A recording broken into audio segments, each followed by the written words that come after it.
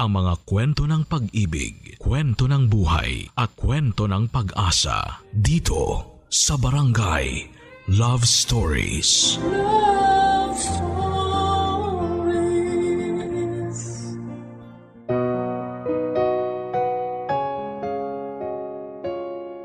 Lahat tayo ay umaasa at nag-aabang ng magandang love story na katulad sa mga palabas sa TV. Pero sa totoong buhay ay maraming balakid at problema pa ang kailangan nating pagdaanan para lamang makamit ang happily ever after na ating inaasahan. Ikaw, kabarangay, kumusta ang love story ng iyong buhay? Dear Papa Dudut, magandang araw po sa inyo. Bago po ang lahat ay gusto ko lang pong magpa-shoutout sa mga kasamahan ko sa Ukayan na nakikinig ngayon sa inyo. Ako po si Winnie, 28 years old at nagtatrabaho bilang bantay sa isang ukay-ukay store dito sa QC. Dalawang bagay lang po ang hilig ko sa buhay. Ang magbasa ng mga nakakakilig na romance story online at ang manood ng Korean drama. Nakahiligan ko ang mga ganitong bagay dahil sa fictional stories na lamang po kasi ako kinikilig. Mahirap pong kiligin ng isang tulad kong single dahil dati never ko pang naranasang magkaroon ng boyfriend. Ni isa kasi ay walang nagtangkang manligaw sa akin noon, Papa Dudut. Matagal ko nang tanggap na imposible na akong makaranas ng maala Korean novelang love story. Kung makikita nyo lang siguro ako ay magigets nyo kagad kung bakit ko nasabi ito. Pero para ma-imagine ninyo kung ano ang itsura ko ay i-describe ko na lamang ang sarili ko. Mas pangit po ako sa pangit, Papa Dudut. Malaki ang ulo ko na patulis sa may bandang baba. Heart shape ang tawag nila sa ganong klase ng ulo. Pero sa kaso ko ay parang hindi ko mawari kung hugis puso ba o biniyak na buko yung sa akin. Malaki ang ilong ko, pinaghalong matangos na pango. May cheekbones naman ako kahit papaano pero ayaw patalo ng labi ko dahil araw-araw ay para itong namamaga. Nadaig pa ang pato. Kung akala ninyo ay tapos na ako sa pagde-describe sa itsura ko ay wait, there's more. May bungi ako sa harap ng ngipin ko. Tuwing umingiti tuloy ako ay sumisilip ang dila ko. Malapad ang noo ko na hindi bagay sa buhaghag kong buhok.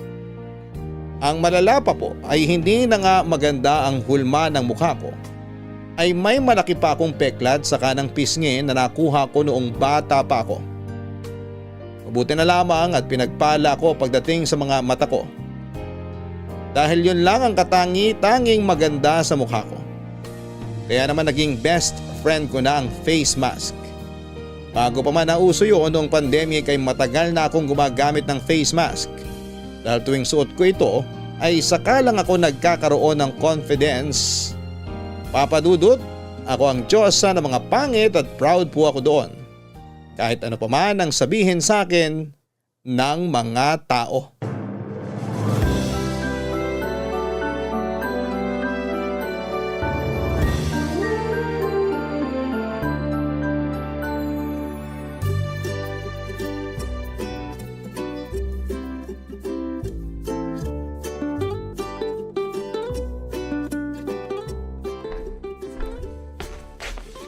Chang, eto na po yung tubig na pinapakuha nyo.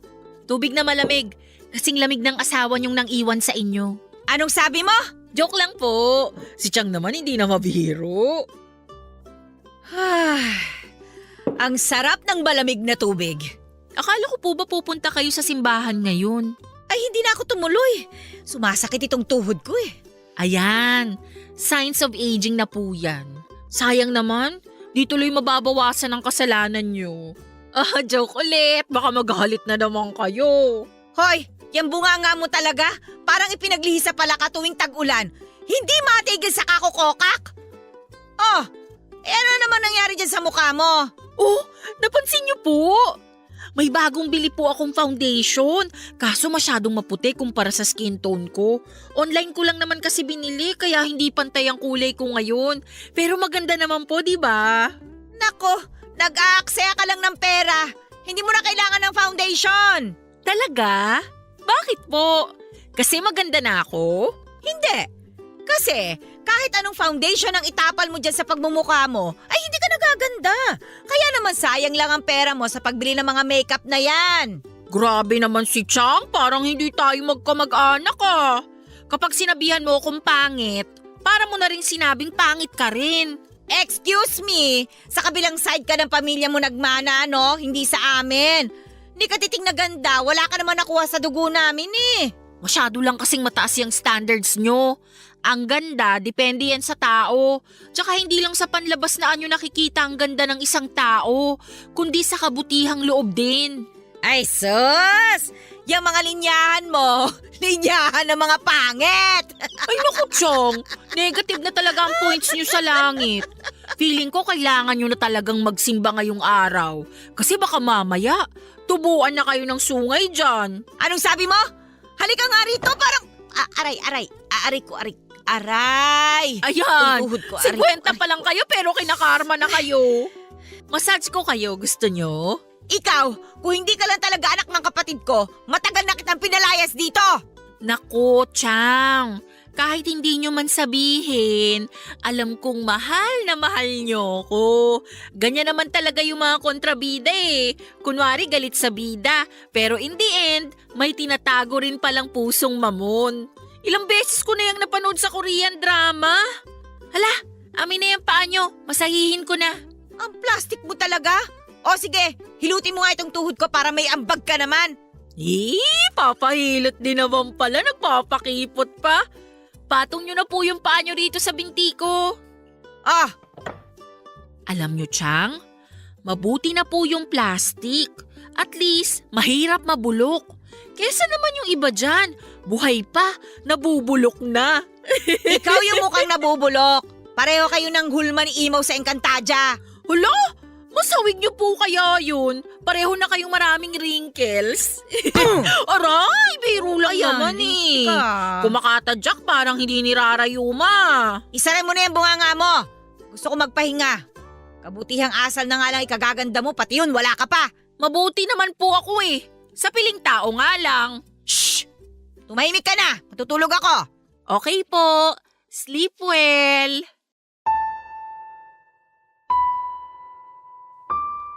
Pangit, mukhang puwet, impakta at kung ano-ano pa. Lahat na siguro ng klaseng salita na hindi kaaya-aya ay ibinato na sa akin. At halos magtatatlong dekada kong tiniis ang panlalait sa akin ng mga tao sa puntong namanhid na lamang ang tenga ko at tumigas na ang puso ko. Hindi naglaon ay hindi na ako apektado sa kung anuman ang itawag nila sa akin. Sa katunayan ay sinasabayan ko pa sila sa panlalait sa sarili ko. Ganun ko na katanggap ang sarili ko, Papa Dudut.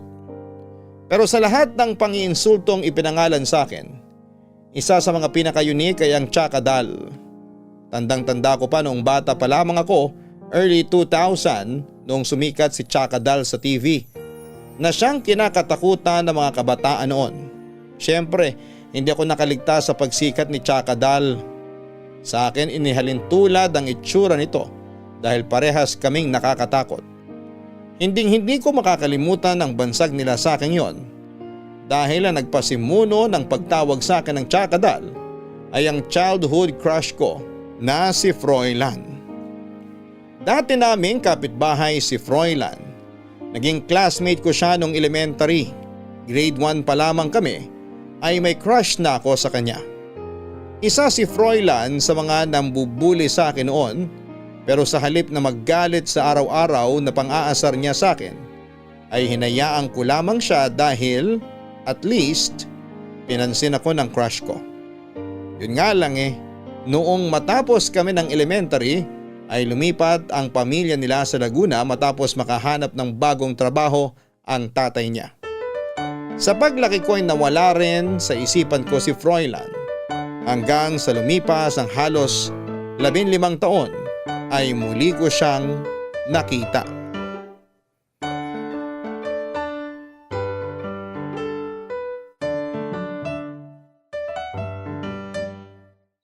Grabe! Ang init ngayon. Para na akong ice cream na nalulusaw dito. Bumili ka kasi ng portable na electric pan. Malaki tulong nun sa panahon ngayon. Ayoko, sayang lang pera doon. Balita ko madali lang daw yun malobat eh. Kung ayaw mong gumastos, ayan sa likuran mo daming karton. Gawin mong pamaypay para hindi ka matunaw dyan sa kinauupuan mo. Teka, anong oras na ba? 12:10 na. Gutom ka na ba? Kain na kaya tayo. Sandali, buksan mo na yung radyo. Barangay Love Stories na. Ayaw nga pala. Sandali lang. Eto na, bubuksan ko na. Aaminin ko, Papa Dudut. O ayan, May ilabas na natin yung pagkain natin para makakain na tayo ngayong wala pang masyadong customer. Hindi ka talaga makakain, no? Kapag walang barangay love story sa background. Yan na talaga yung dessert ko kapag kumakain ako ng pananghalian eh. Kung sa bagay, nakaka-addict din naman kasi mga kwento ni Papa Dudut. Diba? Pero sana, love story naman ang i-ere nila ngayon. Yung may happy ending sana. Abangan na lang natin. May customer pa yata. Bayan, wrong timing naman. Ako nang bahala. Tuloy mo na lang yung pagkain mo dyan. Di pa naman ako nakakapagsimula eh. O sige, mauna na ako sa iyo ha. Gutom na talaga ako eh. Oh my gosh! OMG! Totoo ba tong nakikita ko? Bakit? Parang kilala ko yung pumasok na customer. Talaga? Sino? Wala. Kumain ka na dyan. Iwan na muna kita. Magandang tanghali po. Miss, may mga ano ba kayo? Varsity jacket? Meron po. Dito po. Sundan niyo lang ako. May mga bagong dating po kaming jacket nitong Sabado lang. Ayan po pili na po kayo. Ayun, salamat. Magkano naman to mga to? 200. 249 po dapat yan, pero para sa inyo 200 na lang. Di ba pwede 150 na lang? Kukuha sana akong dalawa. Naku sir, hindi po pwede eh. Kung ako lang sanang may-ari ng ukayan na to, baka ibigay ko na lang sa inyo yan ng libre. Sige, check muna ako ng iba. Pili na lang po kayo dyan. Marami pa po dito sa kabilang side kung wala kayong makita dyan. Ikaw ba si Froilan? Ha? Sorry, pamilyar kasi kayo eh. Ikaw ba yung kababata ko? Si Froilan? Paano mo nalaman pangalan ko? OMG! Ikaw nga! Hindi mo na ako naaalala? Hindi. Winnie! Yung tsakadal ng mga bata pa tayo? Ako yun! Ako yung lagi mong sinasabihang tsakadal. Tsakadal? Grade 1 hanggang grade 6, mag-classmate tayo. Hindi mo na ba talaga ako naaalala? Winnie? Oo! Naaalala na kita. Ikaw yung yung nagkalat ng grade 4 tayo kasi masakit yung tiyan mo. Grabe! Yun talaga yung naalala mo? Sa dami ng memories natin, yung mabantot pa yung tumatak dyan sa utak mo? Hindi ko makakalimutan yun kasi bigla ka nalang umiyak tapos umalingasaw na yun. Oo na, ako nga. Ako yung tinutukoy mo. Ano? Kumusta ka na? Eto, okay naman. Grabe wala kang pinagbago. Consistent yung mukha mo. Winnie, no? Tama? Tama! Winnie nga! Anong walang pinagbago? Meron na. Tumangkad naman ako kahit papano. Dito ka nagtatrabaho? Oo, isa ako sa mga nagbabantay dito. Eh di, may discount na ako niyan. Kailangan ko ng varsity jacket eh. Sige na nga, dahil ikaw naman yan, ibibigay ko na sa'yo ng 180. Huling tawad na yun ako na lang ang mag-aabono. Naku, salamat Kahit kailan maaasahan ka talaga. Pero ang init-init, bakit kailangan mo ng jacket? Alam mo na, pamporma. Tiis ganda, ganun. Okay lang mamawis basta pogi ang OOTD? Ganun na nga. Ay nako, pasalamat ka, hindi ka mukhang maasim. O sige na, pumili ka na dyan. Tawagin mo na lang ako kapag may napili ka na. Okay, salamat ulit Marami nang nagbago sa itsura ni Froilan simula nung huli ko siyang nakita, Papa Dudut. Cute pa rin naman siya pero mas cute pa siya sa ngayon. Maganda ang pangangatawan nito at nakasuot din siya ng eyeglasses kaya mas nagmumukha siyang matalino. Nakakakit pa rin ang mga ngiti nito na parang laging nasa toothpaste commercial. In short, mas gumwapo pa siya noong tumanda siya. Bilang isang hopeless romantic na nilamon ng mga Korean drama love stories, hindi ko na naiwasang mag-imagine kung saan mapupunta ang muling pagkikita namin yon. Yun po ang sakit ko, Papa Dudut. May pagka-feeling main character ako. Bawat pangyayari sa buhay ko ay inahalin tulad ko sa mga Korean drama na napapanood ko. Katulad na lamang ng muling pagkikita namin ni Froilan. Naisip ko na baka sign na yon ni Destiny para ituloy ang love story namin ni Froilan na hindi natuloy noong mga bata pa lamang kami.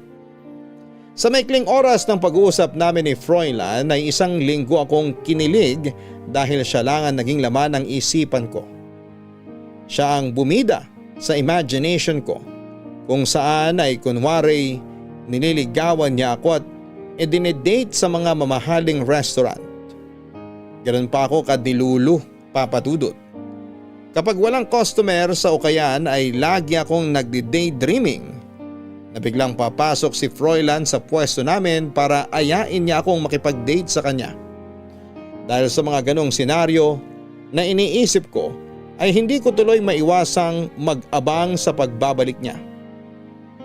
Umasa ako na ngayong kilala na ulit niya ako ay babalikan niya ako para makipagkaibigan ulit. Yun nga lang ay hindi na naulit pa na bumalik pa si Froilan sa ukayan namin, Papa Dudut.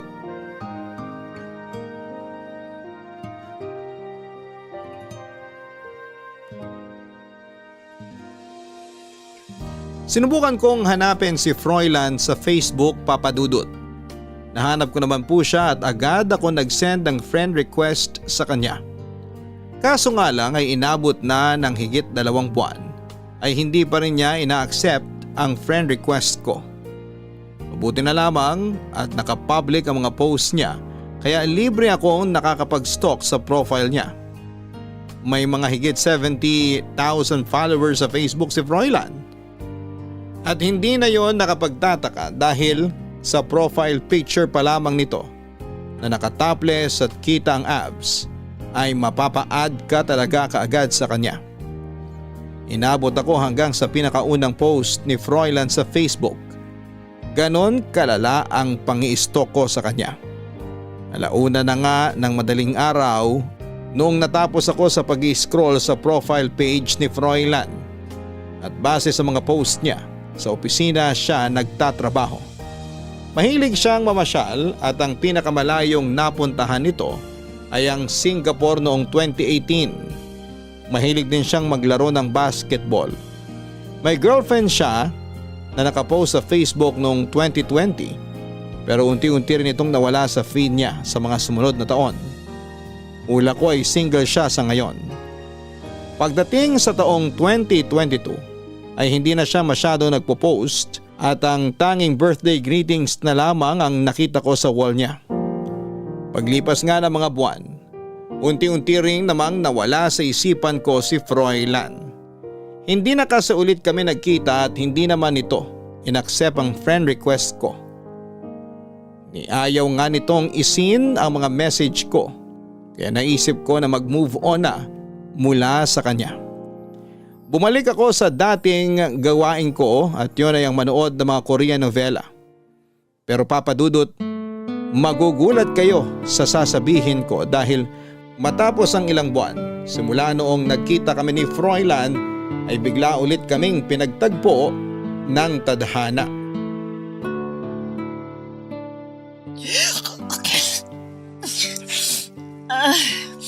Parang tatrangkasuhin yata ako. Sabi ko naman sa'yo kahapon pa uminom ka na agad ng gamot para hindi na lumalayan eh. Ayaw mong makinig, ayan tuloy. Kung bakit ba kasi paiba-iba ang panahon? Sobrang init tapos biglang uulan. Huy, iba na talagang panahon ngayon. Senyales na yan ng global warming kaya dapat save Mother Earth na tayo. Pwede bang mas mauna na ako umuwi sa'yo? Total 10 minutes na lang, magsasara na naman tayo. O sige, mauna ka nang umuwi, ako nang bahala rito. Baka mamaya abutan ka na naman ng ulan sa daan. O teka, may payong ka ba? Wala. Ayan, sabi ko magdala kasi ng payong eh. Kunin mo na lang yung payong ko. Nakasabit yun sa tabi ng pinto. Uy, salamat. Hulog ka talaga ng langit. O siya, mauna na ako ha. O sige, mag-ingat ka pa uwi ah. Ikaw rin. Magsara ka na agad para makauwi ka na rin. Oo, mag-aayos na ako. Uwing-uwi na rin ako eh. Tsaka may K-drama pa akong papanoorin sa bahay. Ayan na naman si ate ko na adik sa K-drama. Sige na, babay na. Bawi ako sa'yo next time, promise. O sige na, umuwi ka na. Ay, makapagligpit na nga para makauwi na rin. Oh, ba't ka bumalik? Excuse me po sir, magsasara na po kami. Shh! Huwag ka maingay. Froilan? Anong nangyari? Ba't pawis na pawis ka? Patago mo na rito ha. May humahabol sa akin eh. Humahabol? Sinong humahabol sa'yo? Sandali, patayin ko lang yung ilaw para hindi sila pumasok dito. Halika, mupo ka nga muna rito sa tabi ko. Magtago ka rin para di ka nila makita. Teka lang, heto na. Ano bang nangyari? Bakit may humahabol sa'yo? Natalo kami sa basketball eh. O tapos, pagkatapos ng basketball, tagu-taguan naman yung laro nyo, ganun? Hindi, yung pusta kasi na napalalunan ng kalaban namin. Tinangay nung kasama ko. Ngayon, kami yung pinag-ahanap. Bakit kasi kayo pusta ng pusta? Kipit ka ba? Hindi ba pwedeng maglaro na lang kayo ng basketball nang walang halong sugal? Mas masarap kasi maglaro kapag may nakataya eh. Sugarol ka pala eh. Ano ba mapapala mo dyan? Para ka tuloy wanted na pinaghahanap. Di ko naman kasalanan yun eh. Hindi naman ako kumuha ng pera. Nadamay lang ako. Nandyan pa kaya sila? Sandali, i-check ko lang. Teka, wag! Dito ka muna! Sige. Anong gagawin natin dito? Tutunga nga. Palipasin na muna natin yung oras. Okay lang ba? Okay lang naman. Di naman ako nagmamadali. Dito ka muna magtago kahit 1 oras pa kung gusto mo. Pasensya na kung naistorbo pa kita ah. Wala yun.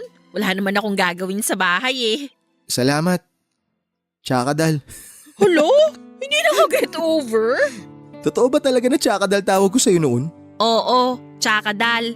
Galing yun sa sikat na horror sa GMA noon. Sabi mo nga, kamukha ko yun kasi pareho kaming manipis ang kilay tsaka pareho kaming bansot. Di ko na maalala. Ang gara, ang bully ko pala nun. Sorry kung ganun yung ugali ko ng mga bata tayo. Okay lang, bata pa lang naman tayo eh. Akala natin katuwaan lang ang lahat kahit na minsan nakakasakit na pala tayo ng damdamin ng iba. Galit na galit ka siguro sa akin nun. Hindi sanay na ako dun. Natuwa nga ako eh kasi may bago akong nickname. Wala tayong masyadong memories nung bata pa tayo, no? Wala nga. Hindi naman tayo magkaibigan nun eh. Saka mo lang ako naaalala kapag gusto mo akong pagtripan. Naalala mo pa talaga yung mga yun?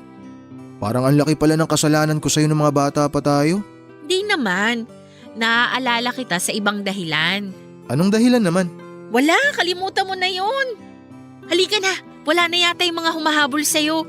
Sandali, sigurado ka ba? Oo, gusto mo ihatid pa kita sa inyo eh. Matatakot yung mga yun sa akin. Makikita nila si Tsakadal.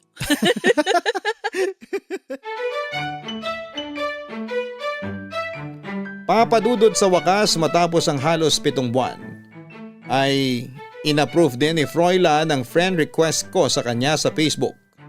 Sobrang kinilig ako ng araw na yon dahil ibig lang sabihin noon ay napansin na niya ako. Dahil sa pagtulong ko sa kanya ay binigyan ako ng chance ni Froilan para maging close sa kanya. Naglakas loob akong i-message siya at nagulat ako nang i-acknowledge niya ang message ko. Hindi tulad noon na hindi man lang niya ito sinisin. Lego pa ang teenager na first time makaramdam ng first love. Kahit na medyo mabagal siyang mag-reply ay halos araw-araw kami kung mag-usap noon sa chat.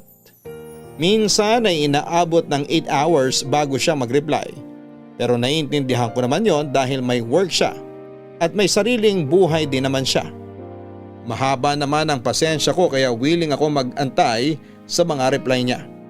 Basta ang importante para sa akin ay nagpapatuloy ang komunikasyon naming dalawa. Hindi ko rin po kasi hinahayaan na matapos ang kwentuhan namin sa chat.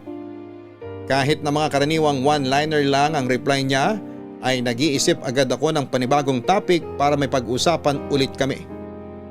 Papadudot si Froilan ay parang kape na nakakaadik.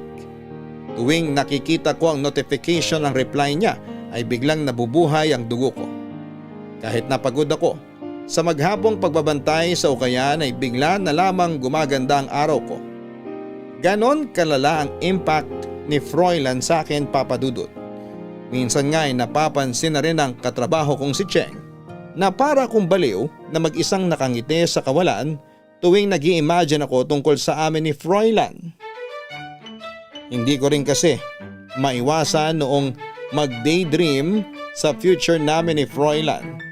At yun ang minamanifest ko noon, ang magkatuluyang kaming dalawa, Papadudot.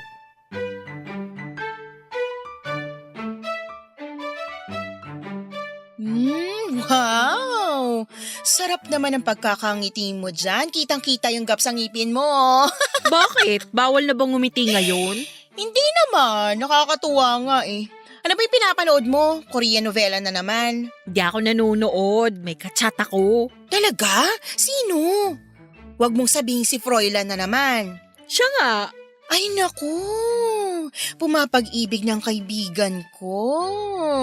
Wag magka-chat lang kami. Pag-ibig na agad. Nako te, alam na alam ko yung mga ganyang klaseng ngiti. Aminin mo na-fall ka na sa Froilan na yan ano? Hindi imposibleng mangyari yun. Na ma-fall ka sa kanya? Hindi. Imposibleng ma-fall siya sa akin. Kaya dapat hindi rin ako ma-fall sa kanya. Yang mga ngiti mong yan, parang na-fall ka na sa kanya eh. Di naman. Nakakatuwa lang siyang kachat. Medyo mabagal mag-reply pero worth the wait naman. Asus! Babalaan lang kita ha. Yang mga ganyang klaseng lalaki, narcissist yang mga yan. Paaasahin ka, paiibigin, tapos kapag nakuha na yung loob mo, tsaka ka nila i-ghost. Lalo na kapag validated na yung ego nila. Huwag kang papahuli sa pain nila. Alam mo, itong si Froilan, huwag mong itulad sa mga na-experience mo sa lalaki. Iba siya. Anong iba? Hindi ba bulian ng kabataan nyo? Sabi mo nga, lagi kang inaasar niyan dahil pangit ka. Noon yun. Nagmamature naman ang isang tao eh. Nagbago na siya. Hindi ako naniniwala. Hindi mo pa kasi siya nakikita kaya ka ganyan eh. Busy ka kasing kumakain nung nagpunta siya rito sa Ukayan. Tapos maaga ka namang umuwi nung nagkita ulit kami. Nakita ko na siya sa picture. Pinakita mo na sa akin yung picture niyang may abs, diba? Siyempre, iba pa rin yung picture sa personal. Sa bagay, kapag sa picture kasi maraming filter. Baka mamaya sa picture lang yan pogi tapos sa personal ulit ba pala? Hoy! Gwapo si Froilan Mas gwapo pa sa mga ex mo. Hoy! Ano ba problema mo sa mga ex ko?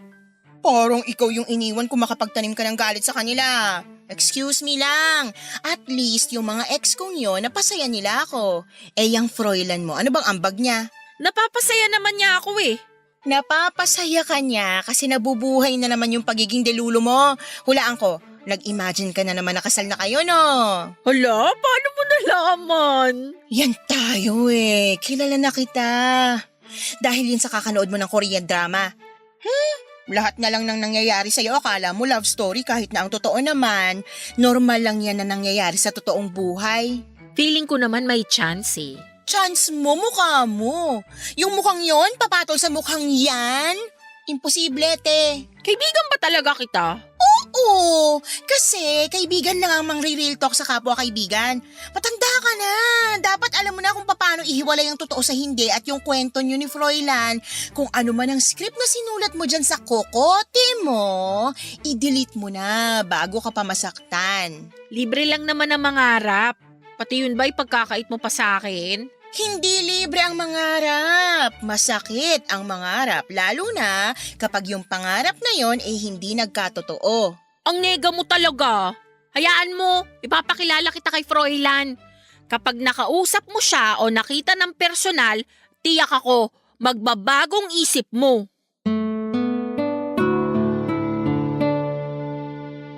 Dahil curious si Cheng kung totoo nga bang gwapo si Froilan sa personal, ay inimbitahan ko siyang samahan ako na manood ng isa sa mga laro nito ng basketball.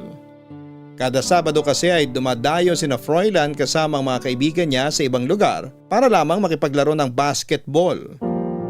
Hindi ako inimbitahan ni Froilan pero ako na mismo ang nag-volunteer para manood at i-cheer sila sa laro nila. Kasama si Cheng ay tinunto namin ang basketball court kung saan naglalaro ang team nila Froilan noong time na yon. Hindi ko inaasahan ang dami ng tao na nadatna namin sa court na yon. Papadudot parang professional basketball game ang ganap dahil full pack ang court na pinagdausan ng kanilang laro. Nalaman ko na lamang na kaya pala maraming tao ay may perang involved sa larong yon. Hindi na nakapagtataka dahil noong huling pagkikita namin ni Froilan ay pinaghahanap siya ng mga nakalaban niya dahil natalo sila sa laro. Nakipagsiksikan kami ni Cheng para magkaroon kami ng front seat view sa laban. Sabihin niyo na po akong filingera. Pero habang naglalaro ng basketball si Froilan ay para akong proud girlfriend kung maka-cheer sa kanya. Sobrang galing niya pong maglaro ng basketball at mas lalong lumakas ang apil niya dahil doon. Kahit pawis na pawis ay amoy baby pa rin ang itsura nito. Kaya halos malusaw ang puso ko sa panonood ng laban nila. Yun nga lang ay hindi lang ako ang babaeng nakaramdam noon para kay Froilan. Marami kami papadudot. Bawat shoot ni Froilan ng bola ay hindi mabilang ang mga kababaihang tumitili para sa kanya. Mga babae na kumpara sa akin ay mas maganda, mas sexy at mas maputi. Dahil doon ay mas lumala tuloy ang inferiority complex na nararamdaman ko. Pakiramdam ko ay para akong girlfriend na nagsiselos kahit na hindi naman kami ni Froilan papadudot.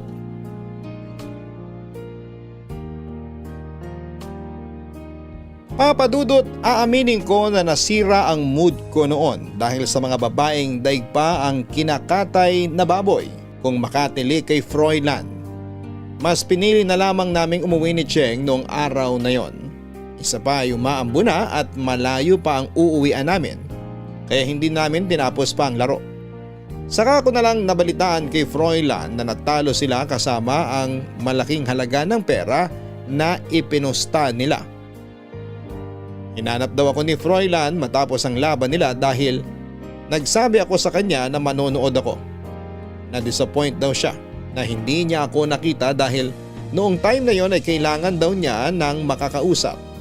Dahil pakiramdam niya ay siya ang dahilan kung bakit natalo ang team nila. Sobrang laki ng pagsisisi ko na maaga kaming umuwi ng araw na yon. Ganon pa man ay bumawi naman kagad ako kay Froilan.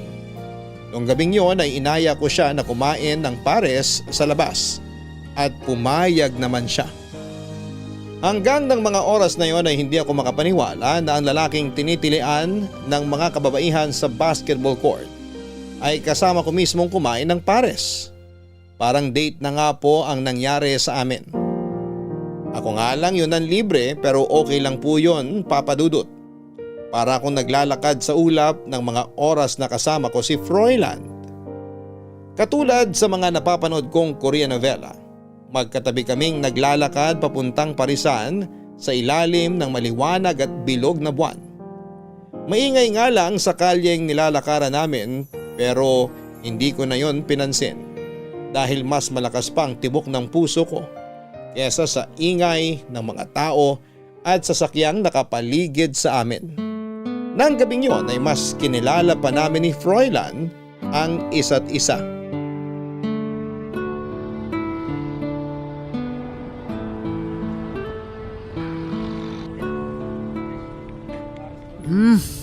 Ang sarap talaga ng pares. Grabe, ngayon ko lang napansin na ang tagal ko na palang hindi nakakatikim nito. Sarap ba? Sabi na eh. Sabaw lang kailangan mo ngayon para umokay ka. Salamat, sinamahan mo ako ngayon. Hindi ko pa kasi trip umuwi. Bakit naman? Boring ba sa bahay nyo? Hindi naman sa boring pero nakakapanghina ng loob. Talaga? Bakit naman? Para bang pagpasok ko pa lang sa pinto, kung ano man yung nararamdaman ko ng mga oras na yun bago ako pumasok, napapalitan agad ng inis tsaka pagod. Wala ba sa ayos ang pamilya nyo ngayon? Sa pagkakatanda ko, kaya kayo lumipat nung bata pa lang tayo kasi may bagong trabaho yung tatay mo, di ba? Hindi ganun na nangyari. Lumipat kami kasi maghihiwalay na sina mama at papa nun. Naiwan ako sa tatay ko tapos nakapag-asawa siya ng bago. Nagkaroon ako ng 2 half-sisters tsaka ng madrasta. Oh, ganun palang nangyari. Pero bakit mo naman nasabi na nakakalungkot ang buhay mo? Kasama ang pamilya mo? Teka, paano ko ba i-explain? Yung parang hindi ko ramdam na pamilya ko sila. Simula kasi nung nagkaroon ng bagong asawa si Papa, parang night sa puwera na lang ako. Sinubukan kong hanapin si Mama noon pero kahit siya may bago na ring pamilya. Yung pamilya ko noon, nagkanya-kanya. Tapos, naiwan ako mag-isa. Ang lungkot naman pala ng nangyari sa'yo. Hindi lang halata, no? Pero alam mo, tuwing umuwi ako sa bahay, wala man lang nagtatanong kung kumain na ba ako, kung kumusta ba ako. Matanda na raw kasi ako eh. Kaya ko na raw sarili ko. Akala ko nga kaya ko yun pero narealize ko na kahit matanda ka na pala, kailangan mo pa rin ng comfort mula sa ibang tao. Kahit may magtanong man lang sana kung okay lang ba ako o kung kumusta ba ako. Kasi ang hirap pala ng feeling na marami kang kasama araw-araw pero pakiramdam mo naman parang mag-isa ka pa rin. Alam mo, gets kita. Gets na gets ko yung nararamdaman mo. Bakit? Naranasan mo na rin ba yung ganon? Oo naman, since birth. Nakikita mo ba tong peklat sa pisngi ko? Oo, nung bata pa lang tayo, meron na yan eh. Kagagawan to ng tatay ko. Talaga? Paano nangyari yun? Yung nanay ko kasi, battered wife. Tatay ko naman, lasenggo. Lagi silang nag-aaway noon. Kung ano man yung pinag-aawayan nila gabi-gabi, di ko na matandaan kasi bata pa lang naman ako noon. Ilang taon ka nun? 5 years old. Basta ang naaalala ko lang, kapag may nagsisigawan na, ibig sabihin nun, nag-aaway na naman ang nanay at tatay ko. One time umuwi si tatay na lasing. Hindi ko makakalimutan yon kasi sobrang gutom na ako nun eh. Wala kaming bigas, walang ulam, as in wala talaga. Merong isang tinapay kaming pinaghatian ni nanay, bigay ng kapitbahay namin. Kahit matigas na, yun ang kinain namin. Pagka-uwi ni tatay, away agad sila ni nanay. Ang sunod na naaalala ko na lang, may hawak ng kutsilyo si nanay. Bata ako nun ah. Imagine mo yung trauma ko habang pinapanood ko yung magulang ko na nagrarambol ng ganun. O tapos anong ginawa mo? Mahal ko sila pareho eh. Ayoko may masaktan sa kanila. Kaya habang nag-aagawan sila sa kutsilyo, sinubukan ko silang pigilan. Yung kutsilyo, dumuplis sa mukha ko. Nagpanik si nanay, tapos nakuha ni tatay yung kutsilyo. Sunod na nangyari, nakahiga na si nanay sa tabi ko. Duguan, wala nang buhay.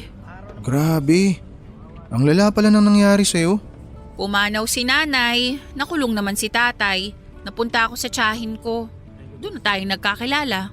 Tapos pinapahirapan ko pa buhay mo sa school araw-araw, kakatukso ko sa'yo. Sorry ah. Past is past, wala na yun sa akin. Marunong akong magpatawad at madali lang akong makalimot. Kaya ako masaya ngayon eh. Kasi wala akong bitbit na sama ng loob. Wala akong itinatagong galit.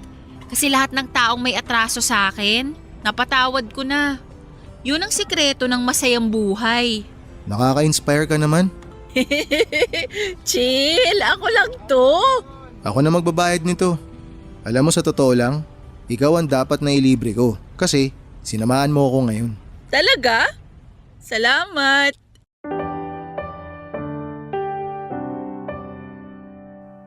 Papadudod sa kabila ng masiyahin kong personality, ay isang malalim na trauma ang itinatago ko. Hindi naging maganda ang kabataan ko at yon ang hindi alam ng mga kalaro ko noon. Nung lumipat ako sa pangalaga ng tiyahin ko, akala ko ay magiging maganda na sa wakas ang buhay ko. Pero kung anong ugali ng tatay ko ay ganun din pala ang ugali ng tiyahin kong umampon sa akin. Siguro'y nasa dugo na talaga nila ang maging masama. Kahit na ganoon ang buhay ko sa loob ng tahanan namin, sinubukan ko pa rin maging masaya. Noong nag-transfer ako sa school nila, Froilan, ay pilit akong naghanap ng mga kaibigan. Pero dahil sa peklat sa mukha ko ay nilayuan ako ng mga kaklase ko. Ni isa'y walang gustong makipagkaibigan sa akin dahil sa itsura ko. Ako yung batang mag-isa lamang na kumakain tuwing recess. Ako yung kaklase nilang tuwing grouping ay walang gustong kumuha sa akin. Ako yung nagiging kaibigan lang kapag wala na silang choice. Buong school year ay saka lang ako nakakapagsalita kapag nire-recite ko ang panatang makabayan tuwing flag ceremony. Pero nagbago ang lahat ng isang araw ay bigla na lamang naisipan ni Froilan na gawin akong katatawanan sa buong klase.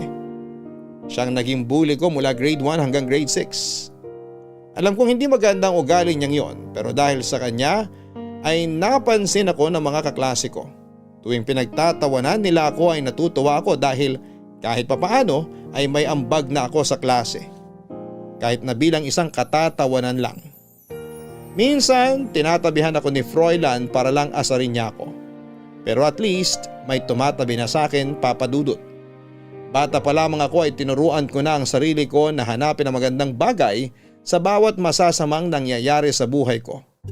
Iyon ang rason kung bakit naging masiyahin akong tao, Papa Dudut.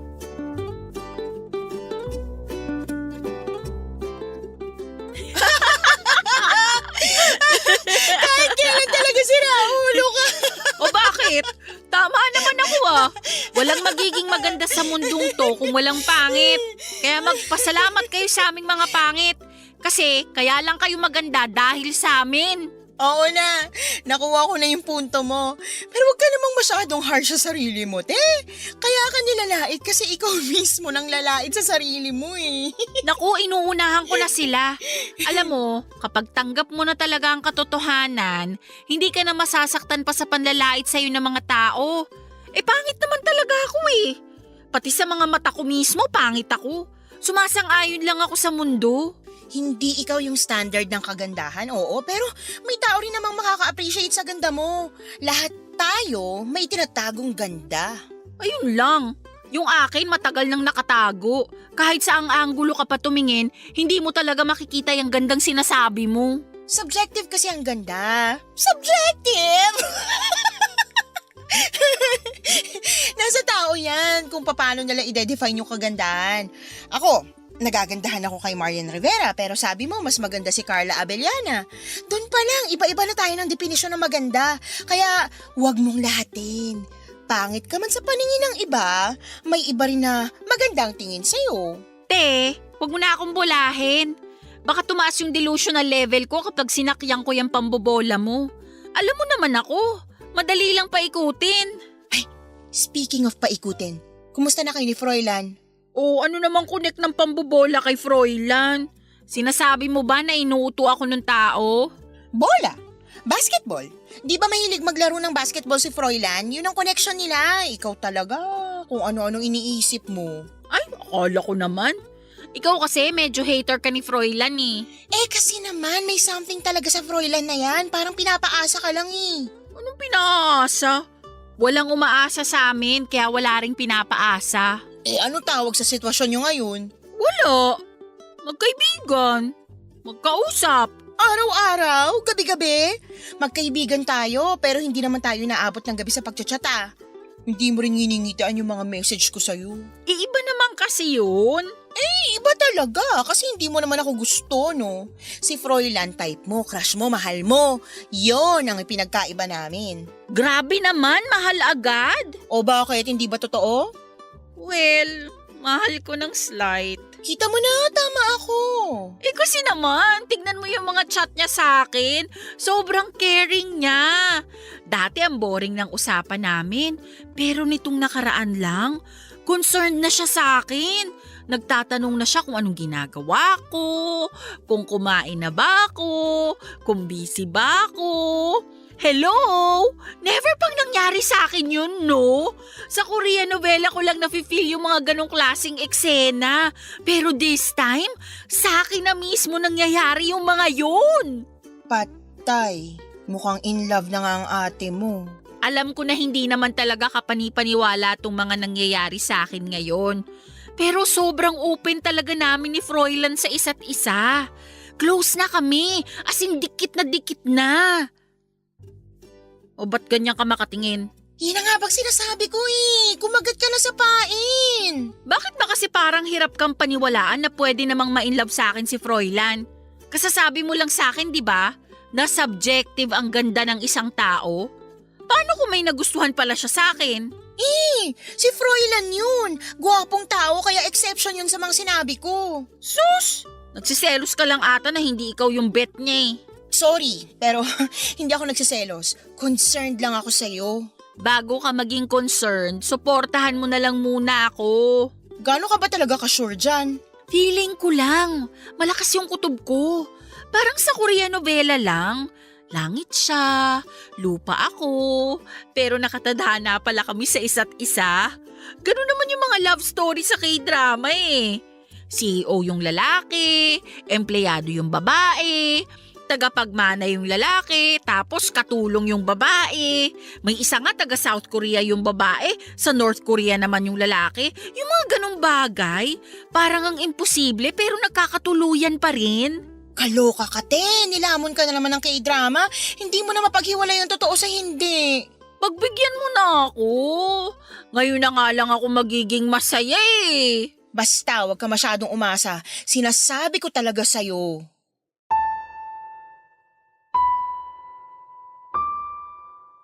Actually, aware naman po ako, Papa Dudut, na milagro na lamang ang makapagbibigay sa akin ng boyfriend. Mas milagro na naman kapag ang boyfriend na yon ay magiging si Froilan. Mahirap din naman talagang paniwalaan na nahuhulog sa akin ang loob ng isang katulad niya. Alam kong imposibleng mangyari pero hindi rin naman siguro masamang mangarap. Buong buhay ko ay puro pasakit na lamang ang pinagdaanan ko kaya para mapasaya ang sarili ko ay hindi naman po siguro bawal ang mag-daydream ng mga bagay na marahil ay hindi ko makakamit sa totoong buhay. At kahit sa imagination ko lang ito maranasan ay okay na. Hindi naman po ako ganun kabuwang para umasang magkakatuluyan nga kami ni Froilan. Masaya na ako na magkaibigan kaming dalawa at kahit papaano ay meron kaming communication. Sa pagdaan ng mga buwan ay nagpatuloy ang pag-uusap namin ni Froilan online. Hindi ko inaasahan na magtatagal ng ganon ang pagkakaibigan naming dalawa. Marami kaming pinag-usapan na topic tungkol sa mundo, sa politics, sports at kung ano-ano pa. Makwento kasi akong tao, Papa Dudut.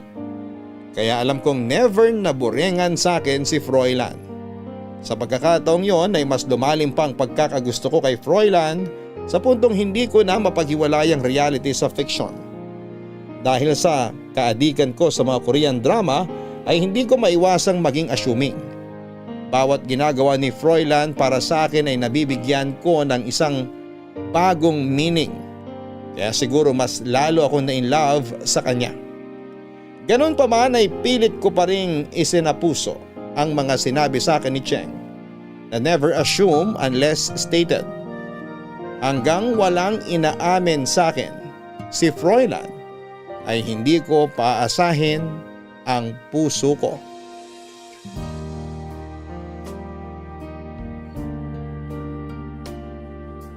Papadudot sa buong pagsasama namin ni Froilan bilang magkaibigan. Naihiwalay ko pa rin naman noon ang pagiging delusional ko at pagiging assuming. Kapag kasi delusional, lagi lang akong nagde-daydream ng mga bagay na magpapasaya sa buhay ko. Isa sa mga laman ng daydream ko ay yung ikinakasal kami ni Froilan. Alam kong sa imagination ko lang yon mangyayari. Pero kapag naging assuming ako, ibig sabihin noon ay umaasa akong may mangyari sa amin. At yun ang mahirap kapag nag-expect na ako. Pero ang kinakatakutan ko ay nangyari nga, Papa Dudut. Mula sa pagiging dilulo ay nagsimula akong maging assuming. Paano ba naman kasi kakaiba na ang pagiging sweet sa akin ni Froilan noon? Parang bawat ginagawa nito ay may laman. Kaya naman nag-expect ako na may something na talaga sa amin. Hindi ko maiwasang isipin yon dahil sobrang open na sa akin ni Froilan noon sa puntong lahat ng katago-tago nitong sikreto ay nababanggit na niya sa akin. Ako ang naging comfort zone ni Froilan. Ako ang naging bagsakan niya ng mga problema niya sa buhay lalo na sa kanyang pamilya. Naging willing naman ako sa ganong setup namin at kapalit noon ay mas tumibay pa ang loyalty namin sa isa't isa. Ilang beses akong natempt na magtanong kay Froilan kung ano nga ba ang meron sa amin noon. Nahihiya kasi ako magsabi sa kanya na may nararamdaman akong pagmamahal para sa kanya dahil baka magmukha akong desperada. Pero ang kagustuhan na gusto kong malaman ay kusa na lamang dumating nang naaksidente ako habang pauwi sa trabaho. Na-sidesweep ako ng isang motor at si Froilan ang pinakaunang tao na dumalaw sa akin.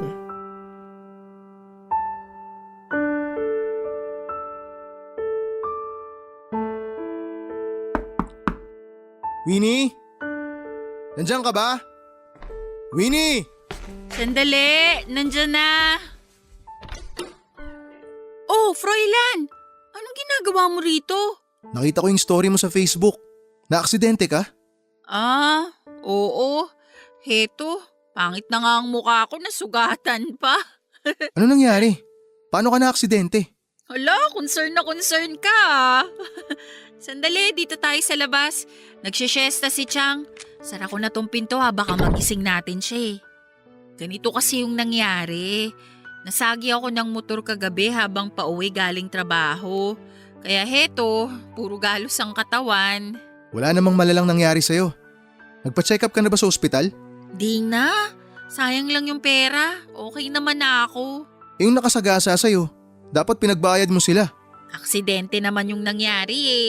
Tsaka hindi ako nasagasaan. Nasagi lang. Medyo aanga-anga rin kasi ako nung oras na yun eh. Kaya parang kasalanan ko talaga. Tsaka sila rin sumemplang. Kaya it's a tie kami. Mabuti pa ipatingin mo na yan sa ospital. Yang sugat dyan sa braso mo, ang lala oh. Baka ma-impeksyon yan. Uy, chill ka lang. Alalang-alala ka naman masyado. Baka mamaya ma-inlove ako sa'yo niyan. Nagbibiro ka pa dyan, nag-aalala na nga ako sa'yo. Hala, seryoso ah. Ako lang to, no? Alam mo Winnie, problema kasi sa'yo, lahat na lang ginagawa mong biro. Sige na nga, maiwan na kita. Mukhang okay ka naman pala eh. Hala siya, tampo agad. Hoy, sandali lang, Froilan. Ano? Bakit naman galit ka? I-appreciate mo naman kasi yung mga taong concerned sa'yo. Hindi yung ginagawa mong katatawanan lahat. Magseryoso ka naman minsan. Wala namang magbabago kapag nagseryoso ako eh.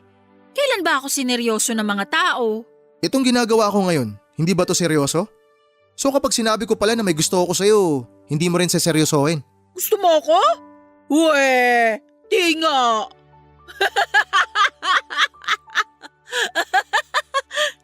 Di nga. May gusto ka sa akin? Ano ba sa tingin mo? Sa tingin ko? Sa tingin ko, nananaginip lang ako kasi itong nangyayari ngayon, sa panaginip lang to pwedeng magkatotoo eh. Kurutin mo nga ako kung nananaginip lang ako. Bahala ka nga dyan. Uy, sandali Froilan, teka lang. Walkout ka naman ng walkout? Hindi lang ako makapaniwala sa sinabi mo. Totoo nga. Totoong may gusto ka sa akin? Sinabi ko na nga eh. Ano bang gusto mong gawin ko? Ipa-billboard ko pa? Ano namang nagustuhan mo sa akin? Ang pangit-pangit ko. Hindi ka pangit. Pinaniniwala mo lang ang sarili mo na pangit ka, kaya ganyang kababa ang tingin mo sa sarili mo. Maganda ka, Winnie. Mabuti kang tao. Maganda ang ugali mo. Gustong gusto ko na napaka-positive mo. Sa lahat ng mga taong nakilala ko sa buong buhay ko ikaw lang yung pinakatotoo. Ikaw lang yung katangi-tanging tao na nagparamdam sa akin na meron din pala akong halaga. Ikaw lang yung nag-iisang taong pinakinggan ng lahat ng mga problema ko. Naniwala ka na may kahinaan din ako, na hindi ako perpekto. Yun yung mga bagay na nagustuhan ko sa'yo. Kaya sana, wag mong gawing biro to. Kasi hindi naman ako nagbibiro eh. OMG. So hindi nga ako nag-iilusyon lang? Totoo yung hinala ko na may gusto ka sa akin? Sabi ko na tama ako. Hindi ako dilolo. OMG! Naramdaman ko na Matagal ko nang napapansin pero hindi ko lang kinakagat. Kasi sabi sa akin ni Cheng, huwag ko raw kagatin ang pain mo. Ini-imagine ko lang to dati, itong araw na to. Ano bang kailangan sabihin sa ganitong sitwasyon? Hindi ko alam sasabihin ko. Sandali, prank ba to? Baka prank lang to Nasaan yung camera? Uy, teka, Winnie, relax. Tumingin ka sa akin. Relax ka lang, okay? Okay, aray, yung sugat ko. Nahahawakan mo. Medyo masakit. Ay, sorry.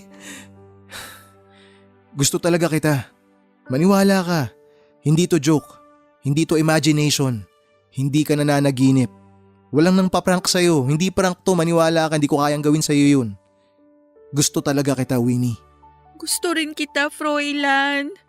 Gustong gusto. Matagal na.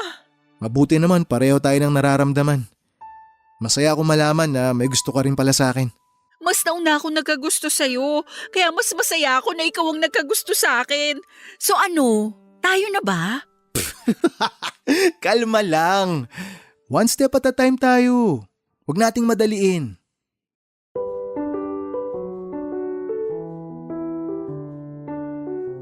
"26 years. Yan ang haba ng panahon na inantay ko para sa wakas ay maranasan ko na rin ang malaki dramang takbo ng buhay ko. Sa unang pagkakataon ay naranasan ko rin kung papaano ang umibig at ibigin ng isang tao. Sa unang pagkakataon ay naramdaman ko rin ang totoong kilig na dati saka ko lang nararamdaman tuwing nanonood ako ng Korean novela. Sa haba ng panahon ay tanggap ko na noon na wala na talagang taong magkakagusto sa akin. Kaya nung biglang nagpakita ng motibo si Froilan ay nahirapan akong paniwalaan ito. Akala ko ay pinaprank lamang niya ako. Para kasing hindi ka panipaniwala ang mga nangyayari noon pero totoo yon, Papa Dudut. Totoong totoo. Wala na dapat akong karapatang magpakipot pero may karapatan akong alagaan ang puso ko. Kaya naman naghanap muna ako ng pruweba na may gusto talaga sa akin si Froilan. Hinayaan ko siyang manligaw sa akin para masigurado kong totoo nga na umiibig siya sa akin. Yun ang ginawa ni Froilan sa loob ng halos isang buwan.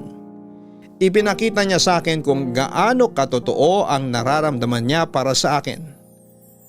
Ayon sa kanya, ako lang daw ang tanging babae na nakakaintindi sa kanya.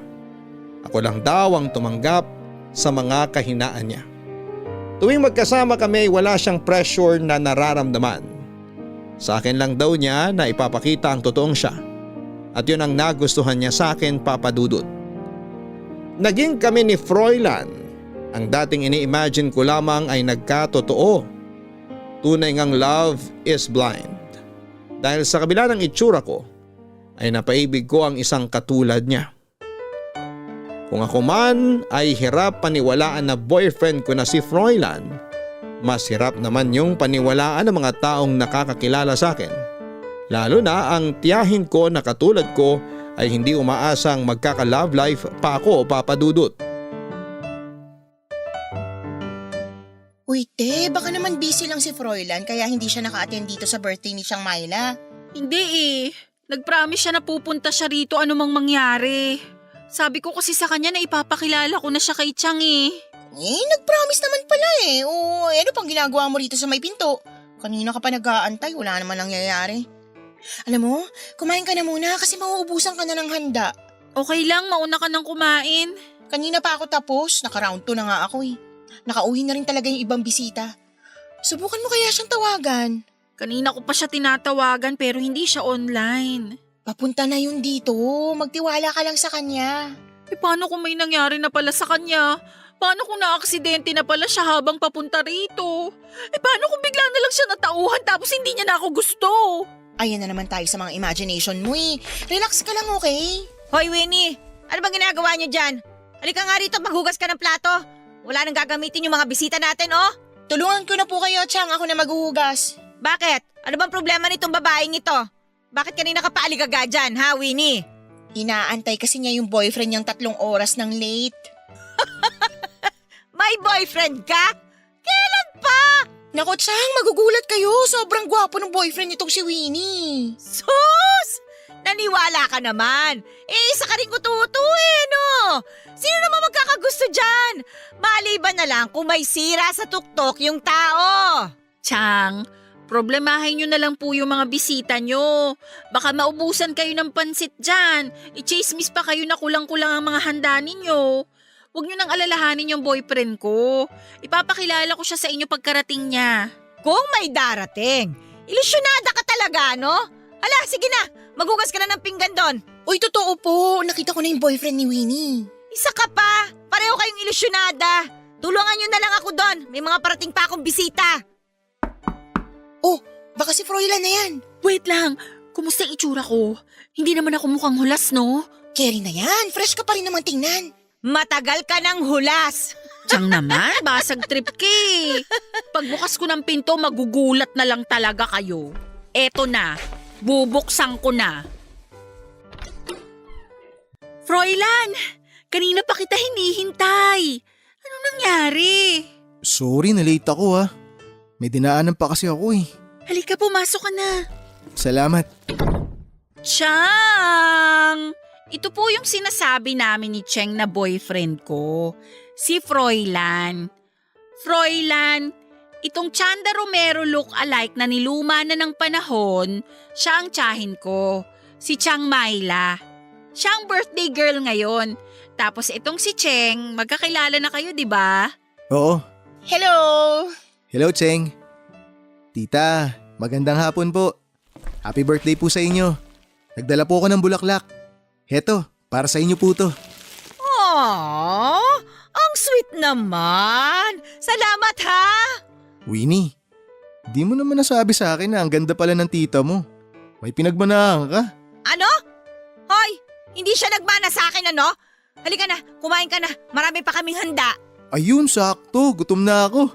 Winnie, ilabas mo yung magagandang plato ha. Pati na rin yung nakatagong Bake Mac. Ipakain mo dito sa boyfriend mo para naman hindi nakakahiya. Opo, heto na. On the way na. Froilan, halika na. Kumain na tayo. Sige. Ano, Chang? Pogi, no? Pogi nga. Oy, ang tanong, paano siya nakabingwit ng ganong kagwapong lalaki? Gumamit ba siya ng karunungang itim? Ay nako, iba ang kamandag ng nag-iisang Winnie.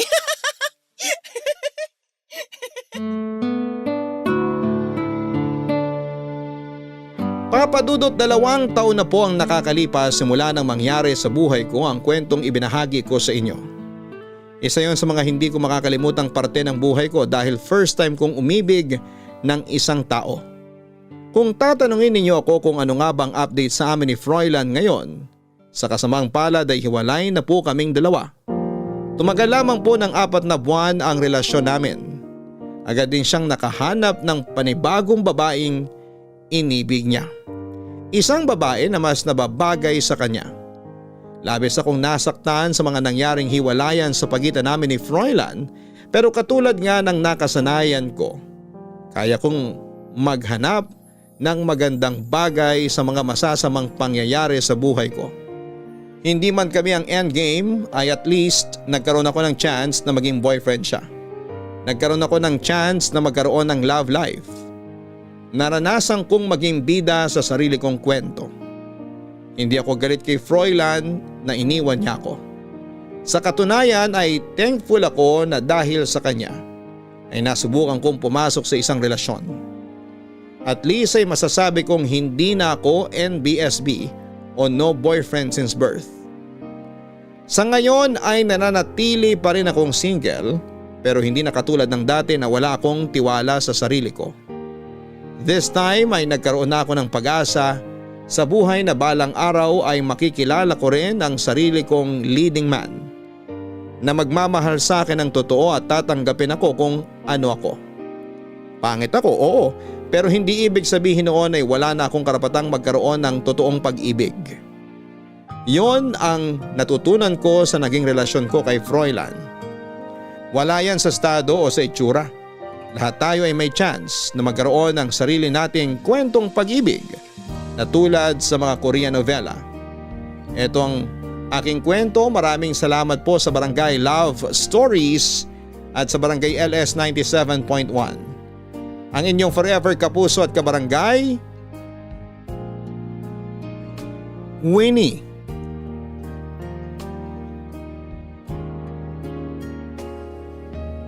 Beauty is in the eye of the beholder, ika nga nila. Mga kabarangay, may sari-sarili tayong definisyon ng kagandahan. Ang maganda sa iyo ay maaaring hindi gusto ng iba. At ang mga taong hindi mo type ay siya namang type ng iba. Hindi basihan ang itsura sa pagpili ng taong iibigin. Dahil ang kagandahan ay kumukupas yan. Pero ang wagas na pag-ibig ay walang wakas. Hanggang sa muli, maraming salamat po sa inyong lahat. Sabay-sabay nating pakinggan ang iyong kwento ng pag-ibig, buhay at pag-asa. Ipadala lang sa barangaylovestories@yahoo.com. Nagustuhan ng iyong napakinggan? Ituloy yan via live stream sa www.gmanetwork.com/radio. Barangay Love Stories. Love Stories. Lahat ng sobra sa buhay natin ay nakasasama raw. Kasama na doon ang sobrang pagmamahal na nararamdaman natin para sa isang tao. Kaya dapat na mag-control tayo ng nararamdaman natin. Ikaw kapuso, minsan ka na bang nakapanakit ng tao ng dahil sa sobra mong pagmamahal?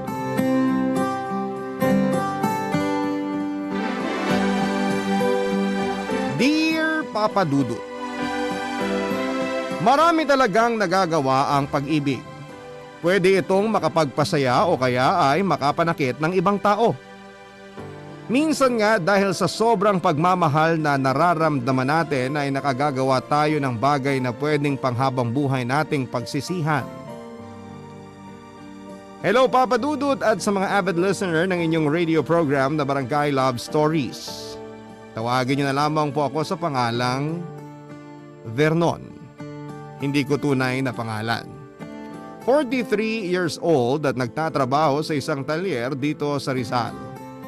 At bago ko ipagpatuloy itong sulat ko ay gusto ko na rin ipaalam na napakarami kong binago na detalye sa ikukwento ko para maitago ang pagkakakilanlan ko. Sobrang sensitibo kasi ng kwento na ibabahagi ko ngayong araw at inihanda ko na rin ang sarili ko para sa mga negatibong maririnig ko mula sa ating mga kabarangay. Gusto ko lang talaga ng peace of mind kaya nag-decide po akong sumulat sa inyo, Papa Dudut. Bata pa lamang ako ay introvert na ako. Hindi ako masyadong mahilig makisalamuha sa mga tao sa paligid ko kahit pa nga sa mga kamag-anak namin kapag may family gathering kami. Nadala ko ang pagiging introvert ko na yon hanggang sa college. Palagi lamang akong mag-isang kumain sa kantin at ayos lang kahit na wala akong kagrupo sa mga research paper. Para sa akin ay hindi ko naman kailangan ng palaging kasama. Ayos lang kahit mag-isa na lamang ako. Pero magbabago ang pananaw ko na yon nang dahil sa isang babae. Nasa may gilid lamang ako ng open field noon ng university nang may lumapit at bumate sa akin, Papa Dudut.